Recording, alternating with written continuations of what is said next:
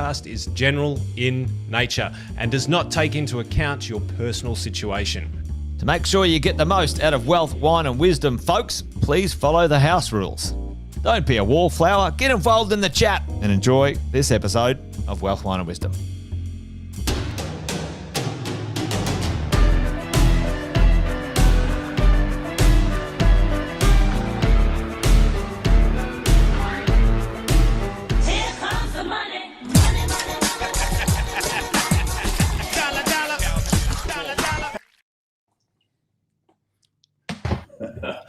Benton. Witten. How are you, mate? Ladies and gents, I hope you're doing super well. Happy Friday, my friend. Happy Friday to you, so we can do these ones. There we go. Across the table, across the table from each other today. There you go. Well, folks, there's a few people in the house, which is awesome. Give us a shout out in the chat if you're around. Love to hear from you. Let us know where you are, because we're in a bit of a different place, Andy. Right, somewhere special. Yeah. We've come to see how the other half live, getting out of our world and seeing what the rest of the world have to say about what's going on in this crazy universe of ours. So for those of you who don't already know or haven't been following us, we'll do a quick intro to the show, but we're coming to you from a very, very special place for a very, very special reason. So we've got a few of you dialing in at the moment. It's good to see you guys. Chris, great to see you. It's not quite evening for us just yet, but evening to you, Chris. D, great to see you on. As always, working away from the Gold Coast. We've got Mick from Merimbula. I love Merimbula. I used to go fishing there as a kid. Good to see you, Mick. Beautiful place in the world. Yep. Jeffson, Malaysia. Yes, mate. That's where we're coming in from. So as we're doing that, as everyone's dialing in, make sure you grab something to have a drink with us, whether it's a water, whether it's a wine, whatever is tickling your fancy. We're doing the combination at the moment. It's a little bit early for our usual drinking time, which is 2:00 in Malaysia. But hey, it's a really Friday. It's really 4:00 in Australia. So there you go. I'll have some water first. So for those of you who are dialing in for the first time, Wealth, Wine and Wisdom, this is your compass, your clarity. This is the place that Jason and I take a little bit of time each week to debrief the week and have a look at what's been going on in the media, what's been going on in the world, and try and make some sense out of the madness at times and the hysterical clickbait journalism. We started this back in COVID times where legislation was going wild. They were dropping something new every week. Nobody knew what was going on, and we went live every week to try and decipher the madness, bring some clarity and some facts to nobody cares about facts these days. The media don't care about it, but ultimately give you some clarity of what's happening in the world of business, what's happening in the world of investing, where are the opportunities, what are the risks, and what do you need to know about. And today or tonight, we're coming to you from the amazing KL, Kuala Lumpur in Malaysia. Hopefully I said that right. We've had a few Americans that we've been hanging out with recently, so saying things slightly differently. But we're out here. We wanted to come and see how the rest of the world are viewing, the rest of the world and what's happening. We're here with the nomad capitalist, who is famous, perhaps even infamous when it comes to governments, in helping people live in different places around the world for different reasons. So we'll probably share a little bit of that with you, because you might think that the nomad capitalist is all about helping people just find tax havens and learn how to pay less tax, but it couldn't be further from the truth. So, team, that's a little bit about why we're here. Take off the chat off the screen, Andy. But there you go, folks. Last night we XRP. Well, it's an interesting one, isn't it, Jeff? Those ideas when it comes to assets, where it comes to where you pay tax and where you live and lifestyle and all sorts of stuff, is a really interesting conversation. Lots of chats, lots of conversations here in KL, Malaysia, about that very thing. And that's us dressed up last night for our little James Bond scene last night, and hearing from Steve Wozniak, which was quite kind of cool, and hearing about many different people from walks of life working out what's going on. How are they going to treat themselves, their investments, their lifestyle into the future? And certainly some realizations, Andy, I think, for me, and you and I have been chatting about it for a couple of days now. But there's some very different things, but there's a lot of the same things. Really, at the end of the day, which was quite interesting. And one of the sort of the takeaways for me is that there's every country around the world, you're playing the same game. You're playing the game of exchanging time for money, ideas for wealth, creating a life for yourself and your family, protecting your legacy, paying the right amount of tax, not too much tax, making sure your assets are protected. Those are the same conversations we've had for 25 years in our industries, and we continue to have with our clients, and some eye openers and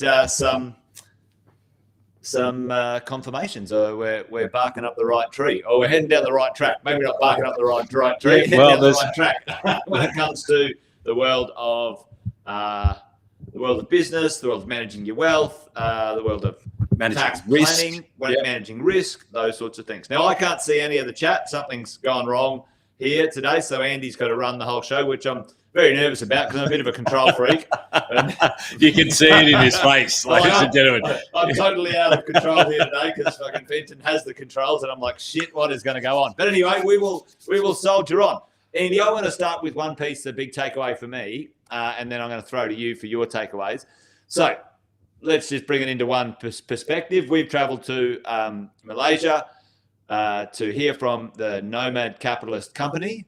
They specialize in helping people move it to different places around the world for lifestyle, for tax treatment, for flexibility, for protection, whatever it might be. One of their mottos is "Move where you're treated best." Best. Yeah, the theme of the conference. Yeah. So it's interesting. So put it in the chat. I won't bloody see it, but put it in the chat, folks. What is the number one expense for most people? There's two large expenses in our world for most of us, but for most working-aged Australians, what's the number one expense that we are part of? No matter where you live in the world, what do we get the pleasure doing? All right, what do we get the pleasure doing around the world? Tax, indeed. Courtney's onto it. Yeah. And then the next one for most of us is housing, right? There's a few extra X's there. You must have been watching the news. Jeff's onto it. Oh, hang on. Yeah. Well. So housing. So you either pay a mortgage or you pay rent. Children, they're pretty they're pretty expensive. You did right. There's probably. I think it's getting a bit out of control here. Well, Mick, let me be more specific about that. Let's say a divorce is more expensive than having a partner. So take care of yourselves, either your husband or your wife or you both of you. PAYG variation tax. Yes. So this is the game we're playing, right? So I saw this great analogy. I loved it. I'm going to use it from here on. I'm nicking it. It's not mine, but I really enjoyed this analysis of this idea that in most countries, there's two games of tax you can play. And if you think about a board, let's say the board we're looking at, what game is on the screen, folks? Put that one in the chat. Which game is on the screen, or name both of the games on the screen when it comes to what you can see here, which what I'm sharing. But got some stories here, mate. Been there, Mick. Unfortunately, been there too, and there's been a few casualties to it, but we can't help you with that one, unfortunately, other than to choose wisely. Onwards and upwards. Mate, while they're looking at it, here we go. There it is. D's onto it. Chess and checkers, right? So, and this is a really good analogy, and I won't sort of labour on too long. But the idea is that there's two games we're playing, and we're playing on the same board. It's the same environment. Let's say we're in Australia. Let's say that the board is Australia, our economic world that we live in, and there's two games you can play, and depending on how you're playing those games, depending on the flexibility of the moves you can make when it comes to tax and wealth, right? So checkers, this is for those who are in PAYG land, right? You work for someone else, nothing wrong with that. There are many comfortable, wealthy people around the world that work for others, make a bucket load of money and do well. Yes. So there's nothing wrong with PAYG. And the other one is business. All right. So employee. So you're employed, or you're an entrepreneur, right? Owner, entrepreneur, whatever it might be. And to be honest, probably up there is investing as well. But both you and I know that investing is where the two worlds meet, right? Yes. So as a business owner or entrepreneur or investor, a PAYG, if you invest, then it opens up your ability to manage things, wealth and taxes. Everyone gets an equal playing ground in the investment space. But if you're PAYG, you're exposed to a certain tax regime. And if you're a business, you're exposed to a certain tax regime, benefits, pros and cons. So, in the game of checkers, just like in PAYG land in tax, you only got a few moves you can make. You go sideways, you can go forward, backwards, or jump. Or right? when you purchase something, you go diagonally. That's it. That's right. Yeah. That's right. So, and then if you get to the end, you can upgrade to a king or something like that. Or then it can move anywhere, can't it? It can move anywhere. That's a great analogy. Yeah, it's okay. So, yeah, I love this, right? So, it's interesting. So, in the world of checkers, PAYG is like a game of checkers. You've got limited moves, and the rules are pretty straightforward, Andy. Right? We've got some benefits if you do things one way, but the drill is this: you earn your money, so you earn. You spend. You pay tax first, and then you get to spend. All right. So that's the PAYG land, and what you and I both know is in our world, in investing, we can help you reduce the earn number in an appropriate legal way on paper, which then reduces the tax number, which then by and large should increase the spend number that you get to either put forward for your investing or use for consumption, let's say.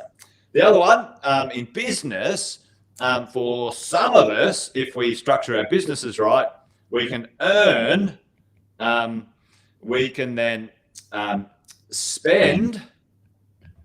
So in some circumstances, if your business is structured right, you can spend or invest. This is the one we love, Andy. Spend or invest with pre-tax dollars. Let's say 30% more money or real dollars if you structure it right. And then afterwards, you pay tax on what's left over. Yes. Right? So those are the two games. And it's like, I really like that. The business game is a game of chess. There's lots more maneuvers.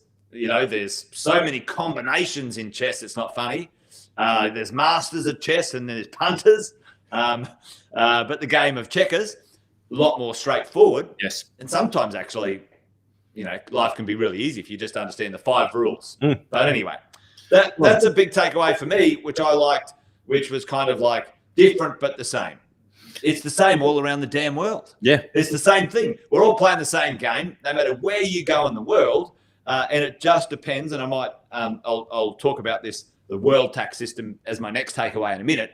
But that was my takeaway, Andy. It was like, even though there's a lot of interesting different things, there's the two games that you play, no matter where you are in the world, just the same. Well, I like it from the perspective of, a lot of people, especially when you're business owners, they mesh the two worlds together. Yes. And it's like, so you can't do that. You've actually got to play the game of chess and the game of checkers at the same time. Yeah. But they're two very, very different games. Yeah.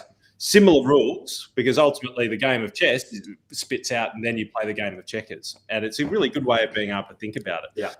Because as business owners, one of the common traps is, and they also talked about that here as well, which was great, is that if you try and pollute your business world with your personal earnings and affairs, and you don't treat it like a game of chess, you treat your business like a game of checkers, then the protection that's available to you through a company, through a trust, can fast be basically destroyed. So you've got no protection, and all of your assets can be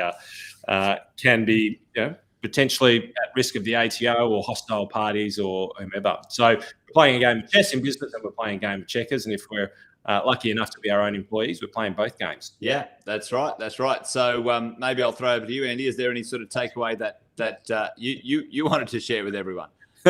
Courtney, I promise you, it's actually I've put it in the water bottle, Courtney. You busted me. So no, these are just some of my notes that I got there. We don't necessarily need to run these up on the screen. Yeah. But a couple of my takeaways, because I came to this. Turn off those. I came to this thinking, all right, well, ultimately, I'm looking for ways of being able to help clients minimise their taxes and understand what the global system is. But instead, one of the things that seem to be gaining from being here is that, you say a lot of the time, as Australians, we have a very small view of the world. There's 7+ billion people in the planet. We're 26, 27 million, whatever the number is right now. So we're a tiny representation of the globe, and our filters. And me, Jace, I can be a little bit judgy at times, and so. This at the very opening, and it was quite hysterical. It was literally at the opening of the Nomad Capitalist. There was this guy who was up there, Mr. Sheets, I think his name was, and probably a good name given the fact that he's got 7 children, spends a bit of time in the sheets.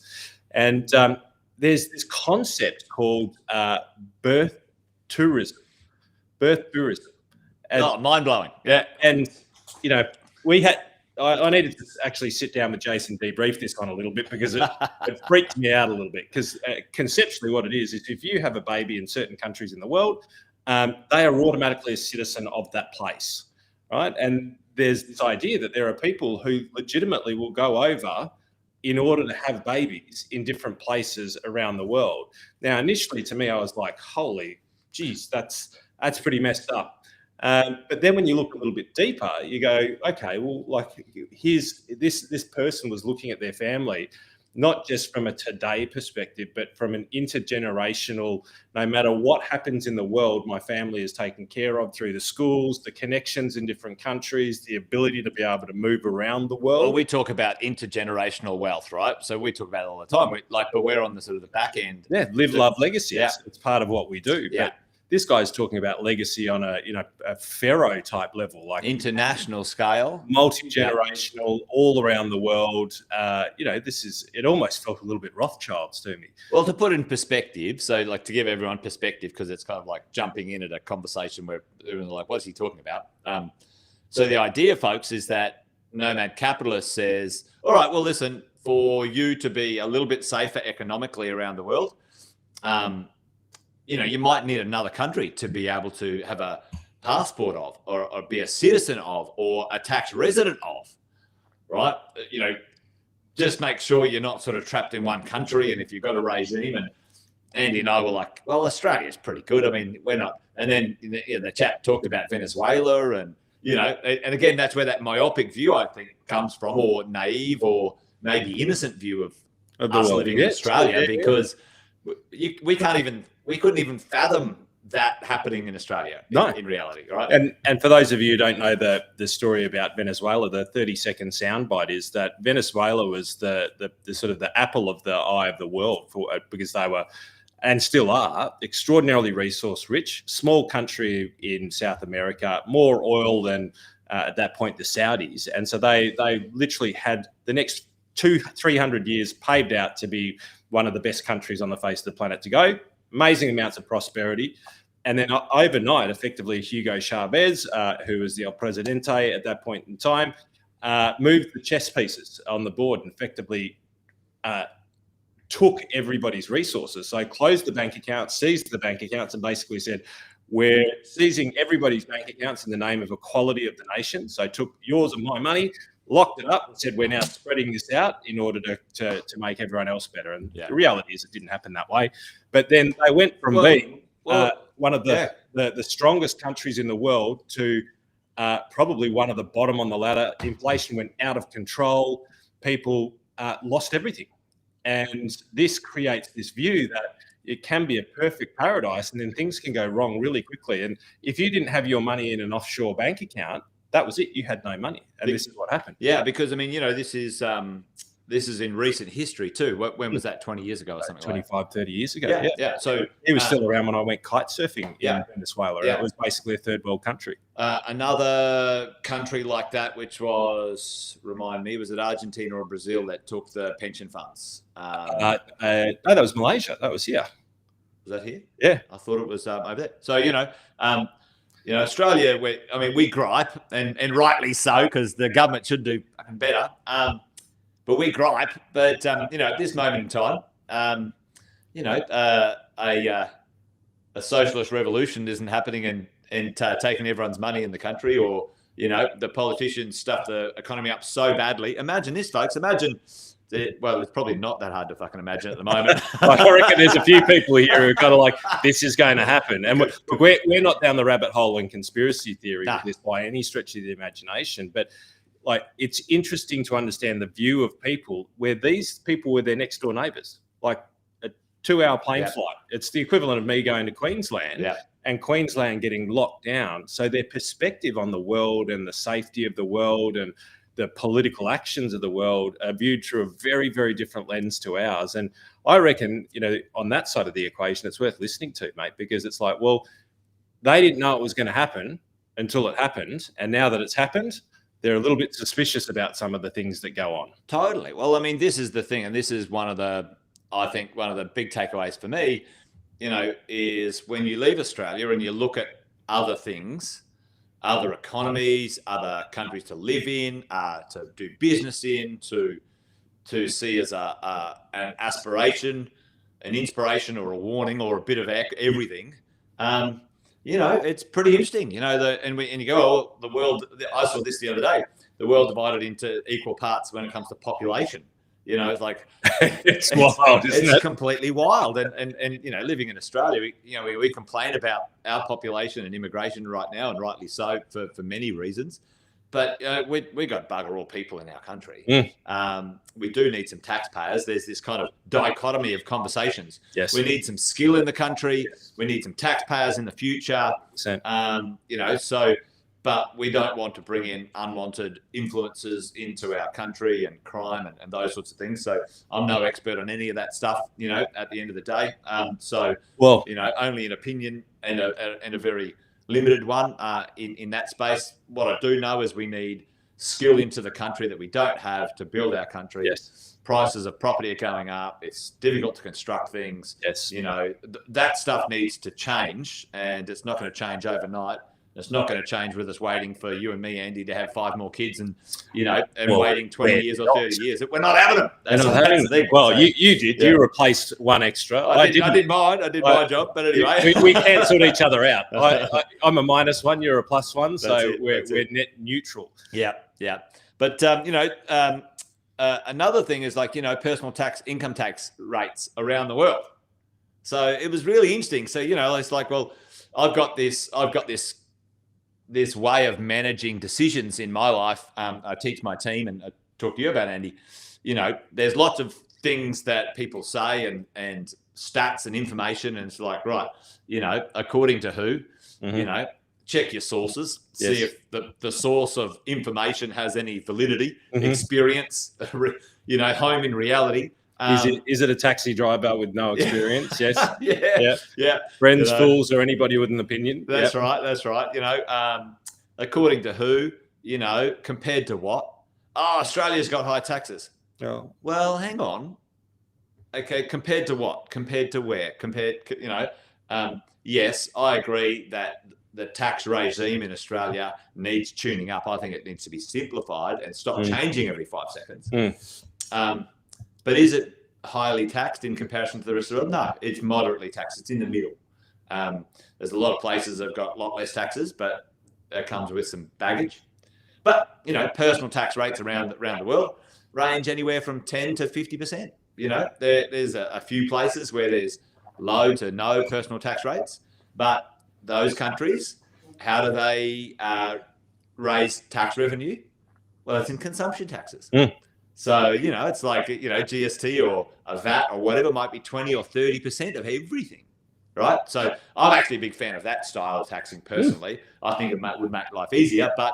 Well, that's things moving forward, right? Yeah. So, personal tax rates and then corporate tax rates around the world, right? So, how you own and earn income from investments or businesses.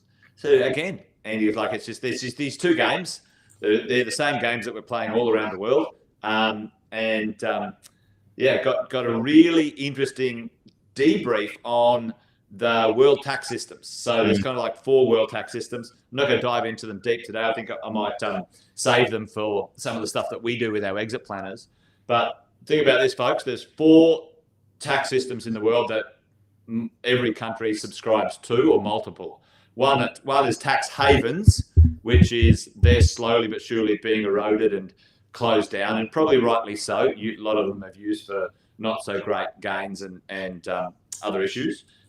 Territorial tax countries, where they say, all right, well, if you earn money in this country, then you've got to pay the appropriate tax. If you earn money offshore, it's who cares? It's like it didn't happen in our jurisdiction. It's not of any relevance to our country. So you might have a company in another country. It pays its corporate tax. You get a dividend, rightly so, after you've paid your corporate tax in that country, and it comes to your company, and then you can spend it, no tax, further in the country that you're in. So I like that one. There's a bunch of countries around the world like that. Remittance-based system, where it's like wherever you earn the money, you've got to tell everyone and pay appropriate tax on it, which is a little bit less attractive. And then an exemption-based system, where it's like I'm big enough to say, hey, make an exemption. And this is the thing. This is the amazing thing. There are countries around the world shopping around for someone to come in and invest 400 million in their country, and they go, if you bring 400 million, no tax for you. And it's like, because this is the game. This is the next level game, which is awesome to see. But anyway, I thought those things were really interesting, right? And this is what I think as Australians, we don't understand yet. Yeah. And, the idea is that if you want constant prosperity, if you want a country to be consistently comfortable and amazing how we've had it for the last 30, 40 years, then you need population growth. You need to replace the people that are in there more than just equally, meaning, Jace, when you, man, and our families are no longer here, we need to have replaced those people. And if we haven't done that through birthing people, so if I haven't produced 3 kids, then ultimately the country is going sideways or backwards, and immigration bridges that gap and continues the GDP and the prosperity of the country. That's how it's meant to work. And then when you come and you look at what we've been looking at over the last few days, we've got countries that are literally buying people. Yeah. And they're saying, invest your money here because we need your money and we want your money. And that goes into social infrastructure and various different things, probably just as corrupt as what it is here. So they're wanting us to come. They're also wanting our productivity, right? So some of them, as you said, they like, come over, pay no taxes, but you'll pay consumption taxes. So you're now bringing people over. But they understand, and they're already established communities, that if they don't grow, they go backwards. And what they're doing is they're incentivizing people to come over by saying, hey, listen, you can pay no corporate tax or minimum corporate tax, and you can have all of these incredible benefits. You've got to bring over $500,000 US, $2 million US, $4 million US. Yeah, it's a way of attracting capital for infrastructure into your country. It's amazing. Like there doesn't seem to be anywhere that doesn't have a personal tax system that either is VAT and consumption or direct personal income tax, or a combination of two. There's nowhere around the world say you come here and pay no taxes as an individual. That's not the bell ringer. No, it might be a result, but But then there's trade-offs, isn't it? It's like, well, then you've got higher consumption taxes and a higher cost of living. Higher cost of living, exactly. So we were talking about Dubai, where there was a zero income tax rate in Dubai. Well, fantastic, but your cost of living is like pretty high, And they've got reasonable consumption tax. And they just lifted here we go. They just lifted their corporate tax by 900%. 0% to 9%. It was 0% and it went up to 9%. But this is an interesting thing. You and I kind of touched on this the other week, and it was an interesting one. Like the big problem, when you go, all right, let's tax the rich, and let's be really clear what some countries are getting wrong is they are taxing business wealth inappropriately. The UK just changed a law which saw the largest exodus of money and wealth out of the UK ever in its history. Yep. Right. So, they have billionaires living in London spending hundreds of millions of dollars a year and paying tax on 100 million. I mean, that's still pretty good, right? I'll miss it when it's gone. Yeah. So, but because they didn't pay tax on the other 900 million that they earned in oil royalties that were in a company offshore, they said, "Oh, that's it. No, you have to pay tax on that now." So, guess what they did? They're not hanging around getting kicked in the face.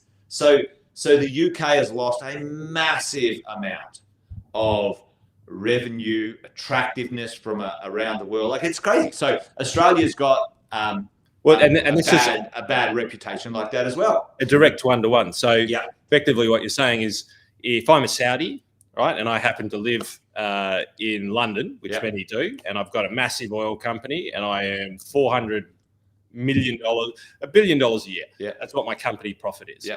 Now, in the UK, if I brought over 100 million, then you pay tax. If the money comes into the country, not the rest of it. Yeah.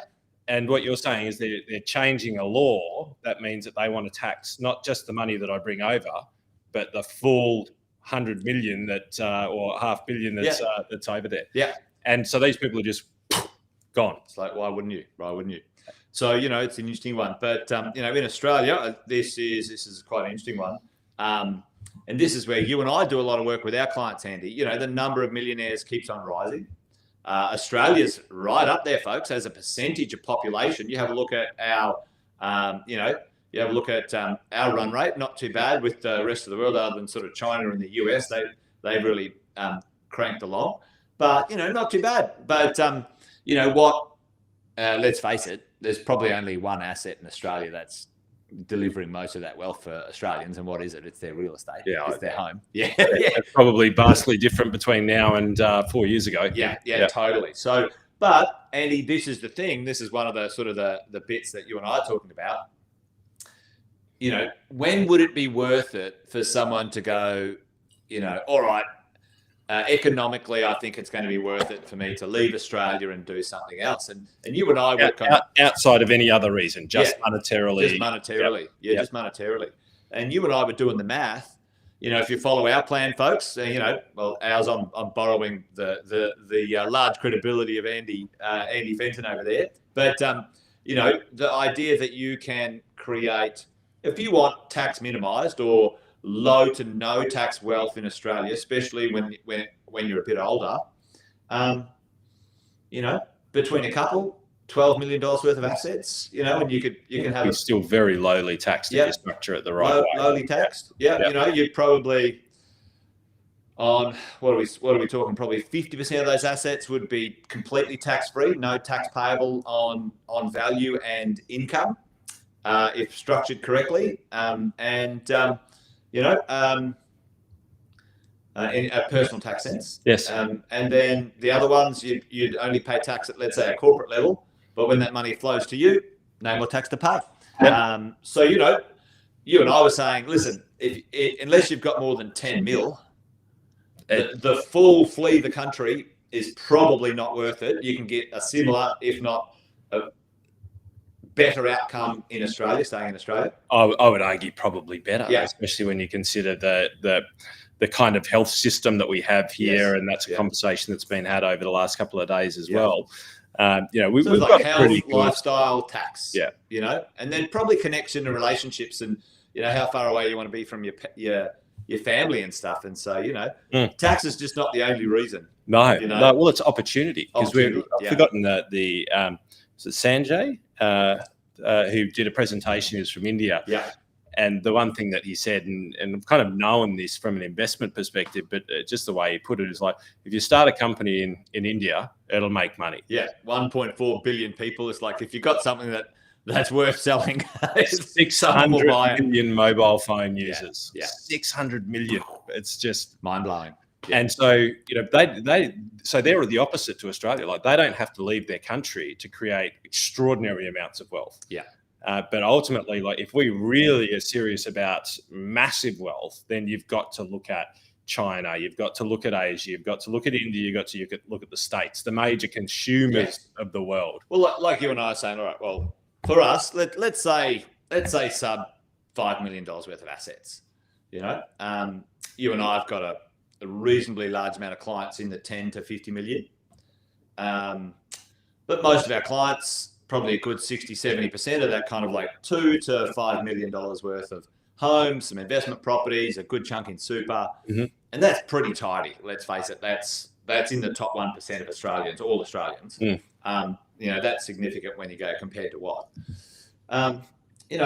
You can get those investment exposures when you're smart, when you know a few things, you know the right people. Yep. You don't have to leave the country and invest directly in Africa or India or, other places, or Bitcoin even directly. You can indirectly through an EFT or whatever. So it's really interesting. Like I love the idea of understanding it all, but then knowing, unless you want to go in a big way, and if you do, awesome. You can still understand what's going on and the mechanism of the world's growth and get a piece of the action. Yep. But not necessarily have to go through. And I think it's upheaval if you don't want it. I think it's also misinformation, right? Bad advice. We talk about it a lot. Like bad relationships cost you a lot of money. Bad advice costs you a fortune. And it was funny the chap that I introduced you to is a Queenslander. Yeah. And I said, so what's your motive for being here? What do you? And he's like, 2 taxed. Once I retire, one out. And we had a conversation. I said, well, how much assets do you have? And typical conversation to have over lunch with a stranger. And he told me. And I'm like, what happens if I told you could have that all tax-free? He snapped my mobile phone number pretty quickly on his phone, but it blew his head. Because so he was looking literally taking his whole family, moving somewhere else in the world in order to access, better tax conditions where he could actually be tax-free. Yeah. Right here if he was just structured the right way. Well, here's the other thing. This is the other thing you and I, a lot of these countries. So there's another thing, Andy, lifestyle, right? Lifestyle. So, maybe you're Victorian and you want to move somewhere warmer and you don't like the Queenslanders. I don't know. Maybe you want a bit of lifestyle arbitrage. Queensland got too much like Shanghai, mate. It was too busy. It's too busy up there. Too busy. So you can move to places like Malaysia, Thailand, Vietnam, to name a few, on retirement visas. Yes, that's an interesting one. So that's an interesting one, right? So let's say you've done your stuff in Australia, you've transformed your portfolio into retirement phase and whatever. Well, you can go and live in those places with a visa, and that gives you, depending on the visa, access to ownership as well and other things. Sometimes you can buy real estate. Yeah. So you can still live there. If you've sorted your affairs in Australia, you can still live somewhere else. And if your affairs are in retirement phase, literally tax-free anyway, so who gives a shit? Yep. You've got tax-free money, safety in Australia, assets in Australia, but you're living arbitrage lifestyle in maybe a country that they want the consumption. It's 2 to 1. Yep. So some real pennies dropping in kind of how you do this stuff. It's a totally different way of thinking. Yeah. Like just a totally different way. From age 50, basically from age 50. Which for me, it's not a big deal because I'm over 50 already, folks. But for some of you who might be a bit younger, honour retirement visas. Listen, mate. There's some really interesting things for people, and so it doesn't mean you give up Australian citizenship. You don't have to get another passport anywhere. You can live in another country with all the flexibility of the safety with a visa. Sometimes 10-year visas in Malaysia. You got a 10-year visa. So really interesting. So depending on the country, depending on where you are. So that stuff's eye-opening, and I think really, really empowering for people to know that that is a choice if they want to. Let's say the life that let's say you've got $1 million, Andy, and that's still pretty good for most Aussies in retirement. You got $1 million. $1 million plus your house. Yeah, $1 million plus your house. That'll see you out pretty well if you do all right. But, if you said, all right, well, let's arbitrage that lifestyle a little. Let's move to, I don't know. Cambodia, Vietnam, into these areas which are very well infrastructured. Well, you might have double the lifestyle quality there. Yes. Double the buying power and food, medical, stem cell. Yeah, stem cell. It's amazing. Anyway, it's a real eye-opener education. So I thought that was yes. So that was good. So there is a rabbit hole to go down, but we're not down the rabbit hole. I'd say that we're excavating for gold. Yeah, because it's easy to go down the rabbit hole with this stuff. Like don't conspiracy theory it basically. No, but there's some real world totally legitimate reasons to be doing this, from tourism to healthcare to lifestyle arbitrage. And yes, tax and business tax is just one tiny piece of it. But overall, protection was a big theme. And in Australia, we just don't think of things like that because our next door neighbours haven't blown up. So yeah, really interesting team. So more to come as we digest more. We've got a few more days here, and them takes a little bit of time to marinate. But we wanted to share some of the insights of what's been happening over here and what the options are. And so I'll bring more of that as we think about it and think about practically how to apply that. Yeah, that's our job. That's what we do. We love doing it and sharing it with you guys. So shall we change gears and look back to our own shores to see what's going on, Andy? We'll go back to what Sammy calls wealth, wine, and whinging. And we have promised to come up with some solutions, and we'll do that maybe next week or the week after. But I wanted to illuminate some things here, and I'll just bring up my slides here, because many of you guys will have heard about this, and I am going to have a little bit of a rant, but there was First Guardian and Shield Master Trust. Now, it's been all over the news in Australia, and for good reason. You know, there's $1.2 billion worth of investor funds that's gone missing. Right? Out of where? People's super, right? These people's superannuation funds. Yeah. This is ludicrous. Now, like allegedly, if this is like many of the ones that have happened in the past, then there's been something dodgy that's happened up the top, right? And so this is another example of where the watchdog is asleep at the wheel. So the watchdog is ASIC, ladies and gentlemen. And so do you think they go, oh, well, Shield Guardian, blowing up, let's put the directors into jail.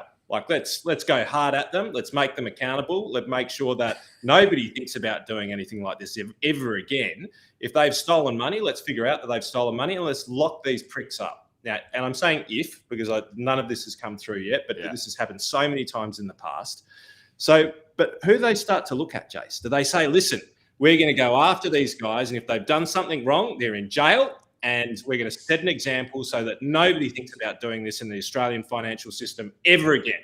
Like that's what I'd expect a watchdog to do. Yeah. Well, a guard dog doesn't go up to the criminal, all right, who's about to rob your house and just sort of snip at your leg and sort of say, who sent you? Like, is there a driver of the car that I should be barking at? No, they tear you to shreds. And this is exactly what should happen. But it's not what happened, Jace. Let's have a look at what the headlines have been saying. First one, 140 advisors in ASIC's crosshairs over Shield First Guardian. So they've gone down to the distribution network, right? So instead of going to the what are they called? Instead of going to the drug lord themselves, right? They've gone to chop up the drug dealers, right? And I reckon probably there's some accountability. I don't know if you should be connecting drug lord and drug dealers, mate, because I think the advisors downstream are not drug dealers. I'm trying to think of the example of like the mafia. Well, I mean, and the advisors expect the system that they're licensed under to do the research on the products, and the products get put on an approved panel, for crying out loud. Right, well, how can you blame an advisor for choosing something on an approved panel who approved it in the first place? Well, that's the second place that they're looking at blaming. So the trustees had plenty of reasons to decline a problematic funds, and this is ASIC going, okay, so firstly, let's target the advisors because they must have done something wrong. Because they're small and we can beat them up and bully them. Yep. That's what they did last time. And we can attack their insurance premiums. Yeah. And then they've gone, oh, well, there's other people. So the trustees, okay, let's go for the trustees as well. So let's penalise the trustees. And my point here is, like, when you have disasters like this, and I can name a few off the top of my head. There was Keble, there was West Point, there was the total agribusiness scheme. There was a few more that'll come to me. So Keble and West Point, major property group, WA, ran off with money. Prime Retirement Trust, listing company, proven in some cases to have done very, very fraudulent activities, right? There was a beautiful one with that one where the auditors came out with a no admission of guilt, but a $300 million payout on this one as well back in the past. My point being is that instead of going and locking these people up who have done it, right, who have done the bad deed, instead of pulling the trigger at them and saying, hey, let's set an example here. We won't have this shit happen not on our watch. We're the watchdogs. So you do the wrong thing and we will napalm you.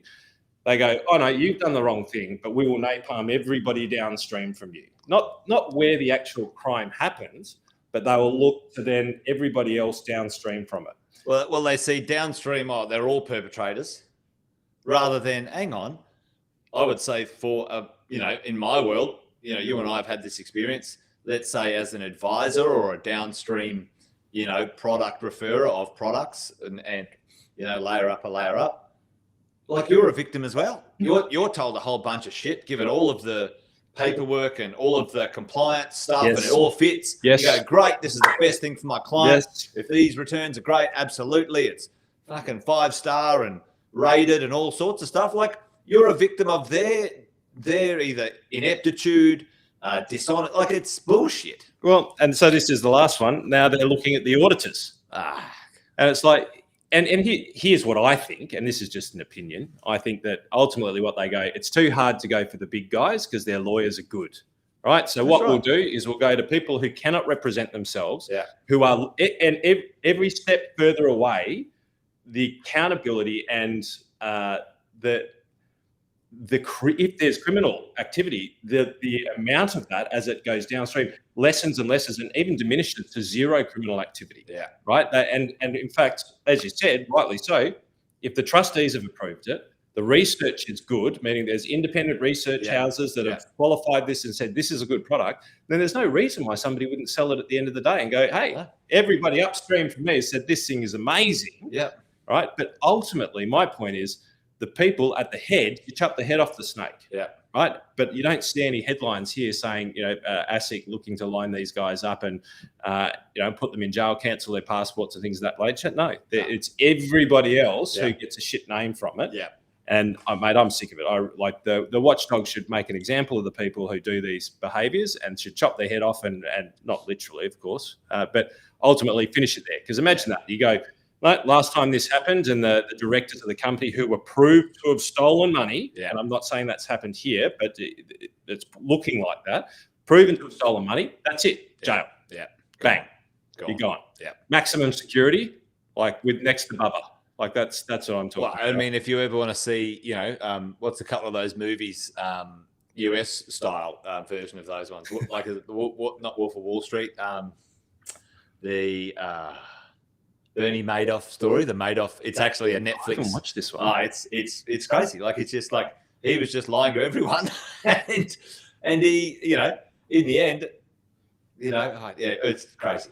Yeah, but Jeff, 100% right. Yeah, the downstream issue though, Andy, like you and I have been wound up about this a heap of times. The APRA wind up bullshit ages ago. Yes, there was some shit players, but instead of just doing the work to get the shit players, they just torched everyone. Point the finger. Yep. Chase ghosts. Yep. Create legislation that blows the whole system up. Yep. And they created a responsible lending platform, which basically was the ability for the banks to charge an extra 1% on investment lines. Mate, just like the banks got wealthier, the banks just booked fucking record profits. All of their competition just got rid of. It's like this. Hey, banks, it's irresponsible lending, so we don't want you to do it anymore. So what we want you to do is get another 1% for investment loans and charge an extra 1% on investment loans. Well, banks said, we understand. We're very, very sorry. Thank you for putting another. Well, you and I know this. The banks aren't even under the same responsible lending legislation. They don't even have to do what's right for the customer. They don't. Banks are not under the legislation to do the right loan for the customer. If you're sitting in the ANZ, you are not legally bound to go, no, there's a better loan at Countrywide Bank. You should go do that one. As a broker, if you don't do that, you will get fined and you could potentially lose your license. Yeah. But a bank... And sometimes it's even if it's not the very best. Yeah, but a bank doesn't have to. It's madness. And then that APRA bullshit, 50% of advisors left the industry. Probably a good 10% should have been chased out. Pushed up the cost of advice. 1 million less Aussies get advice today, and it's doubled the cost of average advice because an advisor, why would they risk their whole entire life for for a very little return. It's madness. So, and guess who pays the watchdog? yeah. The advisors. Yeah. The advisors, which then goes on to the clients. Yeah. Yep. I think it's close to $2,000 an advisor now, just as an additional levy in order to support the activity where they hang us rather than going for the people who actually cause the issues. Yeah. So pissed off. So that led me to the pollies. And I saw this while I was actually over here. And I'm not sure if you've seen it, Jace. Take off the. Oh, sorry. There you go. I'm not sure if you've seen this, but you guys might have seen it. I literally saw this headline, $40 billion annual disaster bill, government details cost of climate change. And I was like, what? What? And mate, you read into this, right? And they're saying, sea levels are going to rise, people are going to die because the temperature increases. Like this wild stuff, mate. This wild claims are in this report. And they're justifying this report. Interesting, the timing of the report, isn't it? Interesting, while they're copping so much heat on net zero, all of a sudden this climate report comes out and says that it's going to cost us billions of dollars. Out of the woodwork. So just riddle me this, right? We've got some of the largest coal deposits in the world. We are not the largest emissions by any stretch of the imagination, yet we're targeting net zero. We've got an energy cost crisis, right? So energy is costing us ridiculous amount of money. If we burn coal, we reduce the cost of electricity until we get the green energy right. And to me, that makes sense. Use the coal until the green works, and then slowly decommission the coal once the green's proven to be working without subsidy, right? Now, people might disagree with me on that, and they might say, no, we don't want to be doing that. Well, here's the fucking reality, mate, is we're shipping the shit off. So now China, the US, and every other country that buys our coal and our gas has cheaper energy prices because they're burning it. And so global emissions, of which we're not a considerable player, they're going through the roof. So we're the ones who aren't burning it. We're the ones with the resources, yet we should be we should have the cheapest energy prices in the world where we've got one of the most expensive energy in the world. Like, it's absolutely insane. And so you keep looking down, you go, okay, well, there's jobs now coming offline. So there's ANZ, Westpac, I think have been about 4,000 a pop on each of them. You go further across and you go, well, climate inaction will cost us 1.2 trillion. Now, I'd love to see which arsehole they pulled that out of, because that number is outrageous. And then that justifies this action. Labor pours another $1 billion into green fuels as climate targets loom. This is all propaganda that's being put out there in order to be able to justify a ridiculous policy, a ridiculous spend, which none of the rest of the world are following, which is costing Australians an absolute fortune, while less people are employed, costs are going up. So instead of actually targeting things that are useful, we've got Jacinta Allen trying to introduce policies that relate to native Australians into Parliament that actually creates a segregation of classes. It says, you have a special class, not equality. That's not equality. It means you're special and we're not, right? And whether that's right or not, it's the reverse of equality, right? It's creating a special group of people. Well, I mean, we had the referendum. Everyone said no. Like, I mean, move on with their lives. Like, I thought the people had to vote on these things. Clearly not. They're just going to pass a policy. Well, that's Labor for you, isn't it? They're pouring more money into green. And mate, this is the thing, that this is what people need to be looking at. And this is what young people need to be looking at as well.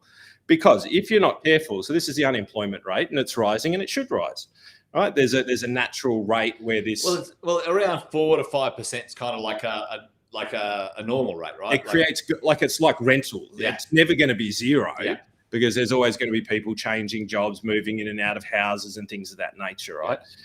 So 4 to 5% is a reasonable rate, but this is a pretty steady increase, right? And we have got some headwinds like AI, which is going to create some disruption. So instead of focusing on policies that's going to reduce the cost of living, right? Because ultimately now my business spends more on power, more on resources, more on compliance, more, not based on anything that's not in control of the government, largely government control. We're spending more, which means we've got less money to employ people with. And as a result, this number is going to keep rising. And now with things like artificial intelligence, business will be looking at that because they're going, we can't afford this continual cost increase. So if we're not very careful and we're not careful about how we vote and the choices that we make, these numbers could rise rapidly in the future. So you're thinking that it might be a bit more inflationary at this point in time? Is the kind of a little bit of a... Oh, you look, I can almost guarantee you happened. they'll adjust the CPI figures. They'll adjust the basket of goods and They'll how it's adjust the judged. basket of goods and go, hang on. It's not as bad as what we thought it was. We've taken electricity out and houses out because that was messing up our inflation. Oh, well, housing's expensive, so let's just give everybody a 5%, free kick, and then housing prices goes up. Let's give everybody a power subsidy, and power prices go up. It's just garbage. It's absolute garbage, and it's got to stop, mate. And my point with this is that there's too much of the government going, hey, look at this. And I legitimately think it's a distractionary tactic. Well, let's create conflict over here, so everyone starts arguing about this. So they won't notice that we're not actually doing anything productive for business, for lowering the cost of living, or anything like that. Well, I fail to see how any of these policies are going to really deal with the big issues that we have: cost of living, the inability for, let's say, the next 20 years of young people being able to buy their own homes. If you're already in, then you're like, oh, what? Let's stop complaining. What's your fucking problem, right? But if you're a young person right now, let's say between the ages of sort of 20 and 30 or 20 and 40, it's a pretty dire thing. Now, don't get me wrong. I moved 150 kilometers to buy my first house from where I was living, right? So I think there's a little bit of entitlement where it's like, oh, I want to live in Bondi. I don't want to move. I think that's bullshit. I think they should, pull their heads out of their asses. 100%. However, when I moved, the thing in Bondi was worth $1 million, and I could go to the Blue Mountains and buy a house for $120,000, and that's what I did. But now, it's $1 million in the Blue Mountains. But the government has to solve that. The government has to make housing affordable. It needs to take on the unions. It needs to take on construction. It needs to take on some density issues. It needs to sort that shit out, because that's the only way young people are going to see a future. Yep.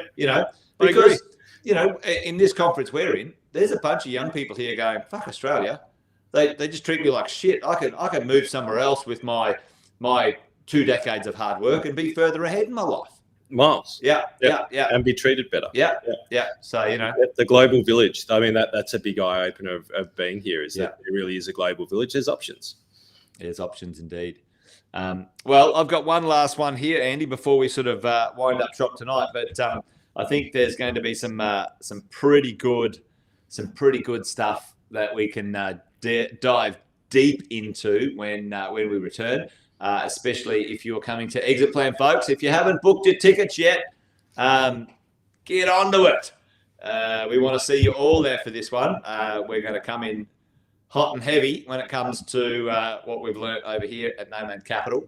But I thought I'd bring this one because this is an interesting one, Andy. I have to give Jeff a quick shout out. Hey, Jeff. Because Jeff, of course, we shouldn't allow Australians to become rich by buying property. We should allow super funds to become rich by owning the property, and BlackRock, because BlackRock and CBUS and all the industry funds, they're the ones who really need the money. So we should give them special entitlements so that they can build houses for us, and so that we can never own anything. Let's reduce the tax for the corporate billionaires, but let's increase the tax for the Joe Everybody's. The Joe Everybody's. Yeah, I totally agree. That's great policy. That's Labor. Yep. That's Labor. It's moronic. But listen, what have you got here? So this is an interesting one, and I've got 2 things here based on your corporate watchdog failure. All right. So, again, where are the regulators on this one? Lion Property Group. Now, these guys were around 4 or 5 years ago. And I would see their ads on Facebook. They were advertising on Facebook, 50% returns, and I was like, bullshit. And I reported their ads, the whole thing. Complete scam. Just as Jace is going into this team, whack it into the chat. Have you seen these types of ads going around? You're going, come on, they cannot be true. Whack it. Yep, seen the ad, and maybe even what kind of ridiculous returns they're promising. Less prevalent these days. I think those platforms have tightened up some of those things. But it wasn't ASIC fucking tightening it up. 500 people lost $129 million with an offer, which you and I know, which is really a wholesale offer. which is sophisticated investor offer. And you and I have a Jekyll and Hyde opinion on that one. One, it's like, keep it low because we like it. It's low because we can help our clients. But in reality, it should be a way higher than it is, because fuck, everyone's got 2 million these days, even fucking Joe Average, right? So, that's an interesting one. But again, a total failure with the regulators. These types of returns, 25, 50%. Yeah, mate, you'll be right. Complete absolute bullshit. And where were the regulators on this one? Another 500 people lost $129 million. Ponzi scheme. They lured me in. Again, and who's at fault on this? Are they going for the accountants or the auditors or somebody downstream? They're probably looking to point the finger somewhere else. I'm sure that it will be, the downstream effect is those who invested will get 0 to 1 cent in the dollar.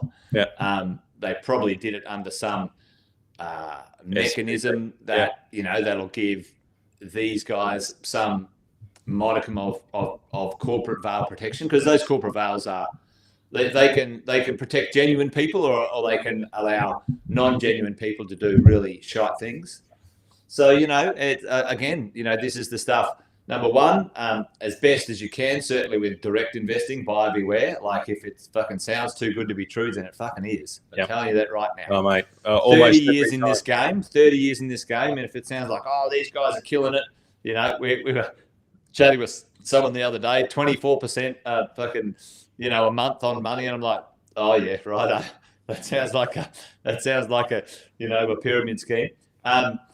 So if it's too good to be true, then probably is. Yeah. And if it isn't, they can let us know, folks. Yeah, we're always looking. and look, there are in the wholesale world, like retail world, if you take risk, you're going to be somewhere between 7 and 10% per annum over time. Yeah. Right. If you go into wholesale world and you're willing to understand the investments, and you got to be able to have the knowledge or the education, and we spend a lot of time educating people so that they can jump into this world. That's what we do. And I might, if you're interested in starting the journey on that education, there's a QR code up here. I'll be running the Freedom Machine. So scan that now if you want to come along and listen as a business owner or as a sophisticated investor. You can learn some of the rules of the game and maybe further your education in some of the areas that you need to know, so that if you want to, and if you've got it available to you, you can look at some of these wholesale and sophisticated investments that can get you your 10 to 20%, annualized returns, but they come with a risk that you need to be able to understand yourself. So if you want to come along, click, scan the QR code, which is just here, the Freedom Machine. Happy to see you guys there. It'd be good to see some smiling faces from an hour and a half on a Wednesday night, I think it is. 90 minutes. And we'll dive deep into some of the structural things that you need to know as a business owner and an investor. So come along, scan the QR code. But jumping back, because I slightly went off track in thinking about that, Jace, never have I ever. Oh, this sounds like a drinking game. Never have I ever read the headline, corporate watchdog brings down potential Ponzi scheme before it affects somebody.